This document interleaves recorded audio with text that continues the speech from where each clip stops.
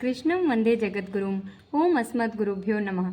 गतः कालक्षेप में श्री भगवान अर्जुन को उपदेश करते हुए कहते हैं कि किसी प्रकार के फल विशेष से संबंध बतलाकर जिन कर्मों का शास्त्र में विधान किया गया है, ऐसे नित्य नैमित्तिक और काम्य कर्मों में आपके जैसे सदा सत्व गुण में स्थित मुमुक्षु का केवल करने मात्र में अधिकार है। उन कर्मों के संबंध में जाने हुए फलों में आपका अधिकार कभी भी नहीं है, क्योंकि फल सहित कर्म बंधन रूप हैं और फल रहित केवल मेरी आराधना के रूप से किए जाने वाले कर्म मोक्ष देने वाले हैं। इसलिए हे अर्जुन, आप फल की आस त्याग कर केवल कर्म करें। आज श्री भगवान अर्जुन को उपदेश करते हुए कहते हैं कि योगस्थ कुरु कर्माणि संगम त्यक्त्वा धनंजय सिद्ध्य सिद्ध्यो समो भूत्वा समत्वम योग उच्यते।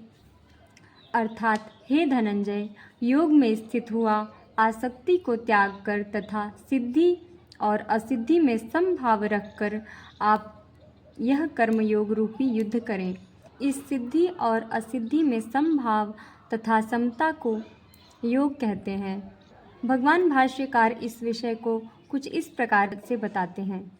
राज्य बंधु प्रभृतिषु संगम त्यक्त्वा युद्धादीनि कर्माणि योगस्थः कुरु तदंतर्भूत विजयादि सिद्ध्य सिद्ध्यो समो भूत्वा कुरु।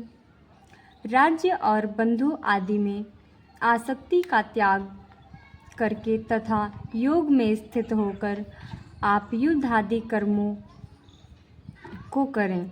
उन कर्मों में होने वाली जय पराजय, लाभ हानि और सिद्धि असिद्धि में समभाव रखकर कर्म करें। आप जैसे मुमुक्षु जन ऐसे सिद्धि असिद्धि में भेद दृष्टि नहीं रखते।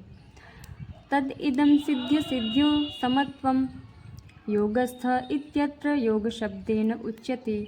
योगः सिद्ध्य सिद्ध्यो समत्वरूपम चित्त समाधानम। श्री रामानुज स्वामी जी प्रसंग के अनुसार योग शब्द का प्रयोग करते हैं। यह जो सिद्धि और असिद्धि में समत्व है, इसी को योगस्थ शब्द के अंतर्गत योग शब्द से कहा गया है। सिद्धि असिद्धि में समत्व रूप चित्त समाधान का नाम योग है। सिद्धि में अत्यधिक प्रसन्न और असिद्धि में अत्यधिक शोकातुर होना मुमुक्षु के लक्षण नहीं, योगी के लक्षण नहीं।